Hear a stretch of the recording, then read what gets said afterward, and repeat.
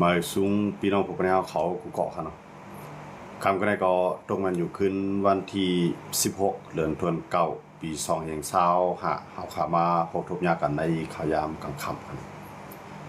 คำก็ได้ก็เฮาขามาโดยปัญหายูเครนรัสเซียเสียมกาเนี่ยมือในลุกลามกว่าถึงในลูกจุ่มนาโตว่าเสผู้คันปากของรัสเซียเขาออกมาปืนเผาวันเมื่อไหร่ครับเนาะดิเมสทรีในออกมาปืนเผาว่าปังตึกอันใดเขาปังตึกอยู่มือเดียวในมันเปลี่ยนปังตึกรัสเซียเลยนาโตย่อมันอ่ำใจความกาปังตึกยูเครนในรัสเซียกวยเนี่ยภายดังดิเมทรีอันเป็นผู้คันปากของรัสเซียออกมาปืนเผาเนาะดีแน่ๆมันก็มันมีลองตรงหนึ่งการซึกฮาวเฮียงไว้ขนาดตั้งในลูกจุ่มนาโตเขาเหมือนเจ้านางอิตาลีก็ส่งเครื่องบินมาหลายลำตาได้มาจอยแกดเคเฮกังตีโปแลนด์ค่ะเนาะว่าเสรัสเซียเอาดวน19ลำมีนเข้าในเมืองโปแลนด์ยาวนั้นในเชียไทยตั้งโปแลนด์เขาก็ตกย้อนตั้งจอยแถมตีในลูกจุ่มนาโตยาก็เฮ็ดปางกลุ่มอันหิมเน็ตในภายลองมันกึมตัดได้แก่เขตจึงเมืองของโปแลนด์นี่ก็ในอันเป็นอวยดีของโปแลนด์เขาก็ส่งมาอันที่ส่งมาเครื่องบินนี่ก็เหมือนเช่นอิตาลีเขาเนาะเดี๋ยวก็เดนมาร์กเดี๋ยวก็อังกฤษเขาเนาะอังกฤษในติ๊กส่งมาเมื่อไหร่เขาเนาะอังกฤษนี่ก็ที่เป็นเครื่องบินไต้ฝุ่นนะครับเนาะอันนี้ก็ที่เป็นเครื่องบินลึกล้ำเครื่องบินตึกซึกเขาเนาะเดี๋ยวก็จะมีเยอรมันเนาะเดี๋ยวก็ฝรั่งเศสจะได้อ่อนกันจอยแถมมาเอาเครื่องบินในมาวางไว้ในเมืองโปแลนด์แล้วก็วินจอบซอกหรือกลางเฮาเมื่อใดก็ขึ้นมีแทงด่วนของรัสเซียเขามีเนอรัฐสภาค่ะเนาะมีเนอรัฐสภาที่เหตุการณ์ลงปองซึ่งของโปแลนด์ค่ะเนาะเมื่อใดก็ภายทางโปแลนด์เขาก็เครื่องบินขึ้นกว่าแล้วก็ยึดตกทางลำหนึ่งค่ะเนาะอันนั้นก็เฮ็ดให้ทางโปแลนด์เขาก็เปลี่ยนอันมีลองตกใจที่เดียวว่าซึ่งในเรียบเตเยียนเปลี่ยนปังตึกนาโตเลยรัสเซียนั่นขนาดเนาะพอเป็นปังตึกเลยนาโตเลยรัสเซียนั่นก็มันก็จะเป็นปังตึกใหญ่ย้อนไปว่านาโตเขาในเขามีอยู่30ปลาย2เมืองปูปาในยูเครนในข่าวยามบ่เดียวก็เตมีอยู่30ปลาย3เมืองก็ก็ยูเครนได้อำใจในลูกจุ่มนาโตนั่นก็ก็มันเป็นก้นก่ออันไรหับมือตึกรัสเซียไว้อ่อนตั้งอยู่ยาวคั่นเนาะ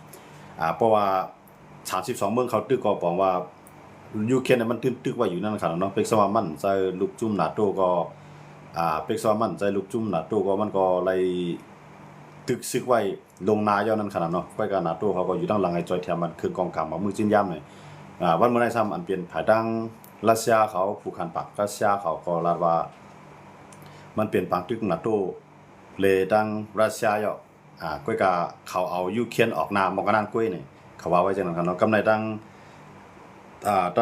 ภายดังรัสเซียเขาก็พึกปังตึกกันที่ดังปีละรุ่นเขาเนาะพึกปังตึกกันก็ที่ในยาวกว่ามื้อในเขาเนาะยาวลงกว่ายาวมื้อในเขาพึกมาคาดังหาวันเขาเนาะคาดังหาวันในพึกในเหนือกลางหาวส่วนใหญ่เขาเนาะพึกปล่อยเอาเครื่องบินปล่อยหมักเป็นส่วนใหญ่ยาวก็ขีปนาวุธเนาะอันยื้อเขาในทะเลนั่นเขาเนาะเขาในปังหลายนั่นก็เลยว่าเป็นอันยาวยากกว่าวันมื้อในนี่ก็ในตีปังพึกพรตีพังพึกตึกตีเมืองเปละรุดแต่รัสเซียนั่นก็มันมีอเมริกันเนี่ยเข้ามาเฮาสังเกตการณ์เขาเนาะมาไปตัวจ้อมว่าอันเขาพึกในมันเป็นสิ่งอื่นนั่นขนาดเนาะสังว่ามาเรียบเพียนก็ว่าอะไรนั่นขนาดเนาะก็การแทงตั้งนึงซ้ำอันเป็นอ้วยดีของนาโตอันเป็นอ้วยดีของอันเป็นลูกจุ่มนาโตแล้วก็เป็นอ้วยดีของโปแลนด์นั่นขนาดเนาะในเขาจะได้ก็ส่งเครื่องบินมาเนาะมื้อนั้นอันลำลองมันได้เป็นอังกฤษครับเนาะอังกฤษเลยฝรั่งเศสเยอรมันปีใหญ่3ก็ในเมืองยุโรปเนาะอันนี้ก็ส่งมาทางยันไปเนี่ยกำในภายดังโปแลนด์เขาก็ปิกเสียนต่างการค้าขายเนาะซ่อมแดนดินกูดีๆอันติดจับเมืองเปละรูดครับเนาะกำในเขในมันซ้ำลงตื่นล่างไว้ในเมืองเปละรูดในนำแห้งน่ะก็ในเหมือนจะนั่งเขจีจิ้นพิงก็ส่งวังยี่เนาะผู้พ้องต่างนอกเมืองเขาหวังยี่นั้นมาครบยาผู้นำโปแลนด์แล้วก็ย้อนให้โปแลนด์ในปืดปันเส้นต่างการค้าขายที่ไหน โปแลนด์ก็ซ้ำตุ้มตอบปากขึ้นว่าอันใดมันเป็นรองมันกึมของจึงเมืองโปแลนด์สั่งปุดปันในคันเนาะอันนี้ก็บอกว่าบางยี่ก็ไล่มาตินหลายมือเปล่าให้ก็ขึ้นมือกว่าขึ้นนั่นคันเนาะไล่คอตกลงสั่งยันเพื่อว่าโปแลนด์ก็ย่อมปุดปันที่ในคันเนาะที่ปีละรุ่นในยันว่าปีละรุ่นในมันเป็นเมืองตีอันจับโปแลนด์ยาวก็จับจุ่มหน้าตู้เขายาวก็เป็นเมืองตีอันจำใจรัสเซียที่สุดก็ว่าอะไรคันเนาะยันบ่จะไหนว่าก็ในทั้งรัสเซียในทั้งปีละรุ่นในพึ่งปังตึกกันในหรือนั่นก้าในซึกในลวดทางก้าตึกยังซึกตั้งนำในมันมาสำไว้เมืองโปแลนด์นั่นขนาดเนาะก็ในโปแลนด์ก็หางแฮนเอาซึกใน 60,000 ก็หางแฮนไว้สังเกตว่ามันเกิดเปลี่ยนปังตึกขึ้นมาในไฮจังฮับมือกว่านั่นขนาดเนาะโปแลนด์ในมันเป็นเมืองเล็กๆคือกันนะยาวก็ได้มีอันรัสเซียเอาด้วนขึ้นมาปั่นในเมืองของเขาในก็มันได้มีโรมาเนียเนาะโรมาเนียแล้วก็โปแลนด์เนาะ2เมืองน่ะก็ในอันจับติดเมืองรัสเซียนั่นก็มันจะมีเหมือนเช่นนั้นเลดเวว่าโปแลนด์ว่ายาก็มอดูว่ากันเนาะเลโทเนียว่าจังนั้นกันเนาะหลายๆเมืองเตียนจับติดรัสเซียนั่นก็อ่อนกันห่างแฮนไปตอนที่รับมือปางตึกสังเกตว่าปางตึกNATOนั่นมันNATOเลยรัสเซียนั่นละยี่กันกำซื่อในมันเตเยียนเปลี่ยนปางตึกลุมผ้าปอกกำ3กว่าก็เปลี่ยนได้เพราะว่าจริงมากก็ยาเพราะว่ามันเพราะว่าใช้นิวเคลียร์ได้เฮ็ดก็รัสเซียเนี่ยมันปีอะไรเขาในขนาดเนาะเขาเนี่ยมันมี30ปลาย30 3 เมืองอันเด็กตึกมันอยู่ในข้าวยามหมดแล้วมันป้าไว้อเมริกันเมืองนึงกำในรัสเซียมีพลาในอันเตมาใจทางซื้อมาจอยรัสเซียในก็มันจะมีอิหร่านแน่มันจะมีเกาหลีเหนือแน่ยาก็มีเบลารุสแน่ยาก็มีคาซัคสถานแน่เจ้าในก็เตจังมาจอยตั้งรัสเซียอยู่นั่นขนาดเนาะเตจังมาจอยรัสเซียตึกอยู่เพราะว่ามันตึกกันจังได๋ได้เพราะว่าใจนิวเคลียร์ต่อกันได้มันเป็นไรNATOนั่นขนาดเนาะก็ว่าบ่ใจนิวเคลียร์บ่ใจนิวเคลียร์ต่อกันมาในบอกว่ากำผาเฮาค้านี่ก็มันก็ได้ไฮไลท์กว่าครึ่งนึงนั่นขนาดเนาะมันได้ลุกลามกว่าถึงดีละลายนั่นก็มันได้หลายตัวสังเกตว่ามันเกิดขึ้นเนาะสังว่ามันเกิดขึ้นกว่าว่าเฮามาตัวได้หลายๆเมืองก็ไปใครมันเกิดขึ้นปางตึกลุมภาพปอกกำ3นั่นเก่าเนาะไผๆก็ว่ามันได้เป็นปากตึกนิวเคลียร์นั่นครับเนาะเพิ่นปากตึกนิวเคลียร์ได้ต่อให้เมืองขึ้นใหญ่เหมยสูงดันที่ก็เพราะว่าปล่อยลงกับนิวเคลียร์1ลูกนั้นเอากวนตาไล่เตรียมกับ200,000ก็ต่อ1ลูกครับเนาะอันในมันในขยามที่มันตกใส่กันนะยาก็มันได้เฮ็ดให้กล้องแหนมันเฮี้ยงนั่นขนาดเนาะมันจะนั่งสารกล้องสารงวนมันนั่นขนาดเนาะมันได้หาวเฮี้ยงน่ะมันจะนั่งเกี่ยวปานได้ซุ่มกว่านั้นมือปานอังอเมริกันเขามาบังกันตั้งเกี่ยวปานนั่นครับเนาะปางตึกกำผาโปรแกรม2อันติจ้าเฮ็ดเปลี่ยนปางตึกกำผาโปรแกรม2ได้ก็มันได้เป็นฮิตเลอร์ครับเนาะฮิตเลอร์เนี่ยเป็นผู้นำของเยอรมัน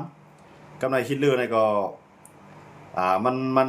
มาหมังในยุโรปนั่นขนาดเนาะมาหมังในยุโรปกับในยุโรปเขาก็ลุกขึ้นต่อสู้มันลุกขึ้นต่อสู้มันแล้วก็มัน1อยู่1แฮงก็ได้นั่นขนาดเนาะ1อยู่1ควักปางตึกกว่าได้นะเย็นเป็นปางตึกลุมผ้าปอกกำ3ปอกกำ2เฮ็ดให้อังกฤษมื้อจ้าเนี่ยมันสิเป็นมี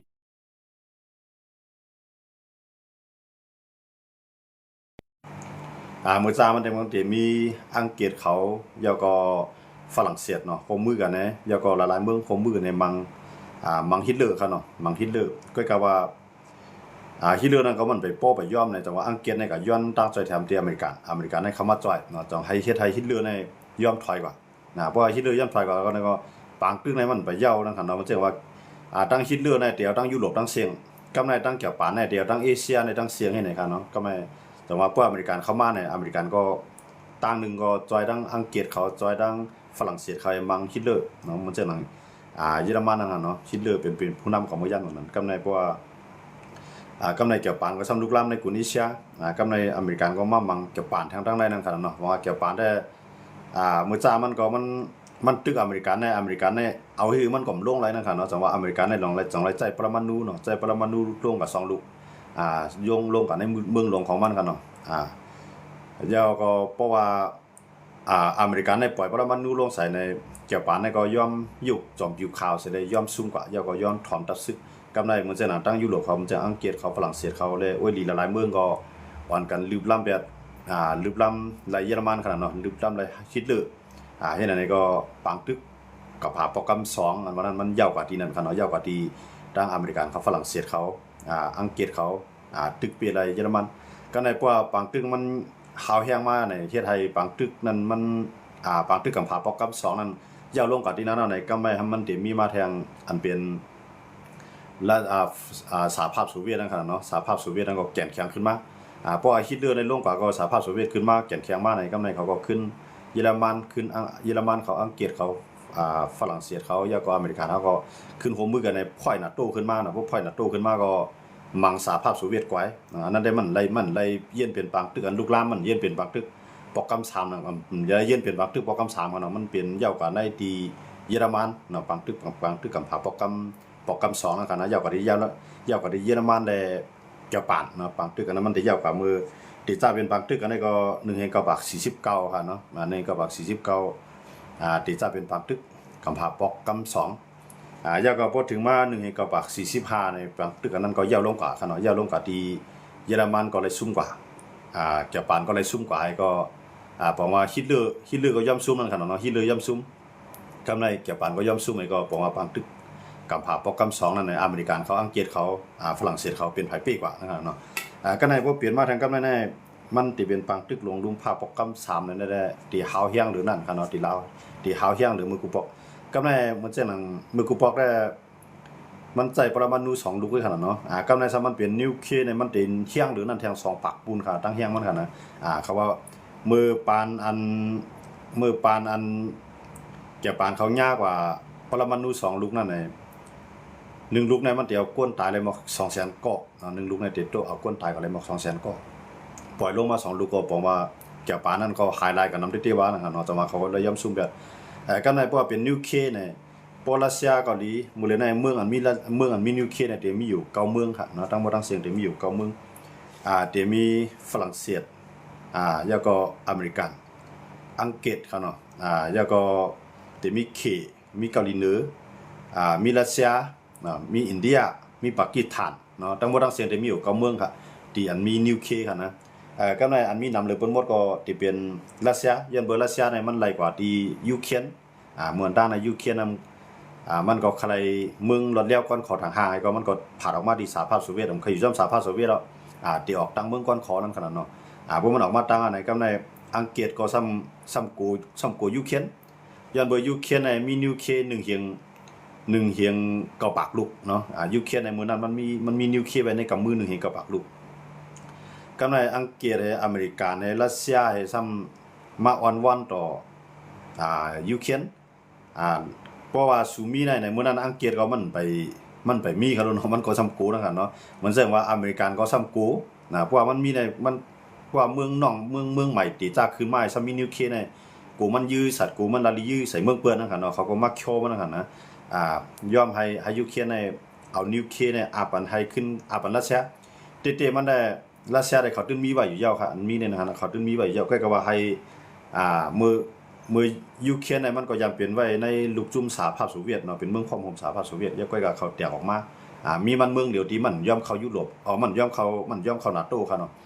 เหมือนเช่นเมืองโปแลนด์ว่าฟินแลนด์ว่าเมืองเล็กๆลอกๆทั้งหลายจังนั้นได้อ่อนกันเข้ากว่าในนาโต้ก็นาโต้ในผมรวมมันกำในยูเครนนะครับว่าใครอยู่เป็นกลางก็ภายไรมากก็อย่าให้แล้วมีเพศเขียนใครมีเพศของเมืองไรนั่นค่ะเนาะมันเช่นรัสเซียก็เฮ็ดก็อะไรยุโรปเขาก็เฮ็ดก็อะไรนาโต้เขาก็เฮ็ดก็อะไรเนี่ยมันมีอย่างอ่านอันไหนกำในอังกฤษแล้วก็อเมริกาเนี่ยรัสเซียเนาะเขา3เมืองเนี่ยป้าดังฝรั่งเศสเขาเนาะป้าดังฝรั่งเศสเขา4เมืองในซ้ำว่าเฮาได้ฮับฮ้องปันเมืองสู่ได้มีไผมาลุกล้ำตื่นเต้นมีไผมาลุกล้ำสังว่ามีไผเมืองไหลเมืองนึงมาลุกล้ำสู่เฮาได้จ้อยเนี่ยก็ตกลงกันจังนั้นครับก็ในบ่ตกลงกันนั่นน่ะยูเครนก็โอเคเพราะว่าสู่พร้อมจอยเฮาก็นิวเคลียร์นี่ก็เฮาก็ได้อาปันให้รัสเซียก็ทิ้งไว้ก็ในรัสเซียเนี่ยเผื่อมันไล่นิวเคลียร์กว่ายาวเนี่ยมันซ้ำขึ้นลุกล้ำมันลุกล้ำมันขึ้นลุกล้ำยูเครนมันลุกล้ำยูเครนนี่ก็หมอก10 ปีปลายมาในนั้นขนาดเนาะมันติดจานลุกล้ำกับลุกล้ำที่รัฐไครเมียนั่นขนาดเนาะพวกลุกล้ำที่นั่นมาเนี่ยยูเครนก็ว่าแห้งแล้วในข้อตกลงเขาก็มีไว้แล้วว่าสุดีผมรวมจอยเมืองเขาเหมือนเช่นอังกฤษเขาได้ก็เขาส่งมาจอยเครื่องล้างน้ำมาจอยอเมริกาก็ส่งเครื่องล้างน้ำมาจอยฝรั่งเศสก็ส่งเครื่องล้างน้ำมาจอยก็กะมันปีในรัสเซียนั่นครับเนาะปีในรัสเซียก็รัฐไครเมียเขานั้นตกอยู่ในกำมือรัสเซียกำในรัสเซียขึ้นคาไรเทียงว่ายูเครนได้เข้านาโต้ว่ะรัสเซียก็จังว่าใครยูเครนได้เข้านาโต้ขึ้นลุกลามมาแทงเนาะมื้อนั้นก็เอากว่าเตมีอยู่5 ลาด 6 ลาดเอาค่ะเนาะอันเมืองใหญ่ๆของยูเครนนั่นก็เอากว่าทั้งบ่ทั้งเสียงได้มีหมอก 30ปูนเนี่ยเนาะติดเหลือใน70ปูนก็ตึกเป็นของยูเครนอยู่หวังว่าชาวปูนนั้นเรียบตัวกว่าในเมืองในมือกับมือรัสเซียแบบนั้นกันเนาะแต่ว่าก็ในว่ามันใจดีนะก็สังมันได้มันจนว่ามันวนตัดตะเวนลองดีว่าเมืองอย่างเมืองโลข้าวห้องมันลอกผมลงว่าบอกกันได้นิวเคลียร์ก็ปันรัสเซียเขาทิ้งไว้นั่นกันเนาะแต่ว่ารัสเซียในมันเอานิวเคลียร์นำมีหนำไปบนหมดในลมฟ้ากันเนาะนิวเคลียร์มันนำในบนหมดก็ในพอเปลี่ยนมาปางตึกไหนก็ในยันเบอร์สังเลยอังกฤษเขาจังจ่อยหลายอย่างในอเมริกาเขาจังจ่อยหลายในยันเบอร์เขามีข้อตกลงไว้ในนั้นในเขาจ่อยก็ในรัสเซียนะครับมันตัดจังลุกล้ำยูเครนมันก็เขาอ้างว่าย้อนบ่ยูเครนได้เข้านาโตยูเครนเนี่ยย่อมเป็นกลางในความหมายของรัสเซียได้มันรัดว่ายูเครนเนี่ยเป็นส่วนหนึ่งของยูเครนเนี่ยเป็นส่วนหนึ่งของรัสเซียไว้ในนั้นคั่นเนาะขย่อมปล่อยให้ยูเครนน่ะอยู่กึ่งกลางมันสิได้อย่าไปมีปัญหาต่อภัยนั่นคั่นเนาะอย่าไปมีปัญหาต่อภัยเมืองไหนมาก็เฮ็ดก็ไรเนี่ยรัสเซียได้มันว่าจังนั้นก็กะว่าลึกๆมันซ้ำลุกล้ำออกรัสเซียน่ะที่มันมาหิมยูเครนนี่ก็ย้อนเบิ่มันมีตั้งออกปางลายมันนั่นขนาดเนาะต่อไปมันมาใครมาไล่ตั้งออกปางลายทะเลปางลายลำใครเนาะปางลายลำปางลายแรงของบ่ต้องที่แน่ๆมันสิเป็นเส้นตั้งออกปางลายที่ดีที่สุดตอนรัสเซียนั่นขนาดมันก็มายึดตีรัฐไครเมียนั่นขนาดเนาะจังหวะอันนั้นเป็นน้องตั้งที่ว่าเขียนเปลี่ยนปางตึกมาครั้ง3ปีจำหิม4ปีเรียวๆคั่นเนาะกำในมันนำเปไรเนาะตึกหลังตึกก็ซึกรัสเซียก็มาตายนำหลายเนาะมาตายนำอย่างหลายในกำในยูเครนก็ตายนำอยู่กำในมันจังมีตั้งโรงหาที่ถอยก็จังถอยพอถอยก็มันก็สิได้หย่อมันขึ้นมัวเมืองยูเครนที่มันมาเฮ็ดให้นั่นคั่นนะที่ได้ขึ้นหย่อสายเตี้ยนบัดเมืองยูเครนทางตั้งนำก็ในมันก็ย่อมถอยก็ในมันก็เขาอ้างว่ามื้อนั้นย้อนเบิ่มีนาโตในมาตึกในหลายมันย่อเลยบางตึกยูเครนนั่นน่ะเพราะว่าอันเป็นภูคานปากของรัสเซียจังว่าซื่อมาก็ย่อมันเฮาในมันเป็นปางตึกนาโตและรัสเซียนะยูเครนเนี่ยเป็นตัวออกน้ำมันก็เนี่ยเขาว่าจังนั้นคั่นเนาะจังว่าในหลายๆภายก็คำว่าด้วยเหมือนจังนั้นอันเป็นยุโรปเขาอันเป็นนาโตเขาก็ลองเอาตั้งนั่นคั่นเนาะเพราะว่ารัสเซียในมันใจผุงด้วนในมันใจมานำหน้าล่าเขานึงกำในมันอยู่ 4-5 ปากล่ำเนี่ยมันปล่อยมานั่นคั่นเนาะคล้ายกับว่าอันเข้ามาในโปแลนด์จังนั้นก็มันตั้งใจเฮ็ดพ้องเข้ามาในโปแลนด์เข้ามาในโรมาเนียคั่นเนาะ2เมืองนั้นเป็นลูกจุ่มของนาโตเนี่ยกำในเขาจังนั้นก็เพราะว่ารัสเซียเข้ามาก็มันมีไว้ข้อตกลงกันข้อหมาย5หรือข้อหมาย4เนาะว่านักสุดได้ใจข้อหมาย4ว่าก่อนข้อหมาย4นี่ก็บอกว่าเมืองไหนพร้อมได้เข้ามาจอยไว้ก่อนเพราะว่ามันถึงที่ว่าเฮ็ดให้มีคนรู้ตายมีศึกรู้ตายในเตียนรัสเซียเขาส่งดวนเขาเข้ามานั้นก็ยื้อขีปนาวุธตกมาใส่หื้อจังได๋บอกว่าเขาได้ใจข้อหมาย5ก็ข้อหมาย5นั่นบอกว่าผู้เขียนนอกเมืองมาอยู่ใส่ในเมือง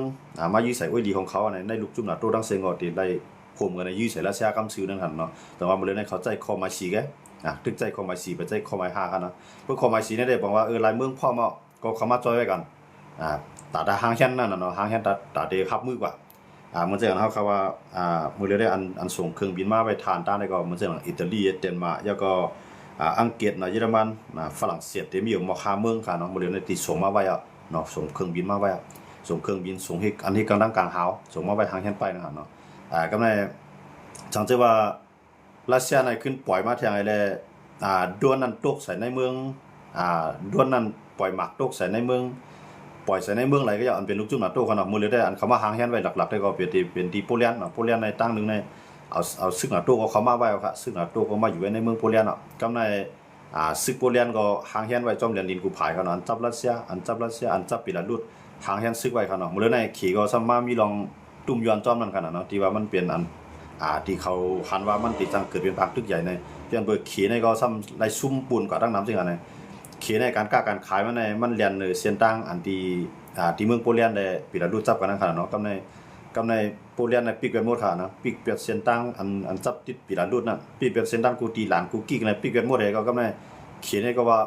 มันตุ้มตื่นออกไปมามีเขียนย้อนให้โปแลนด์ในปืดวันนั่นเนาะมาย้อนส่งบางยีในมาบางยีก็มาอุว่าไปก็ว่าผู้นำโปแลนด์เขาซั่นว่าเพราะให้มันปืดไล่หลานนี่ก็อุบดังปีละรุดเนาะมันจังว่าตั้งโปแลนด์ได้มันจังปืดนี่นั่นคั่นเนาะเขาว่าโปแลนด์ได้จังมาก็ย่อบ่ได้แน่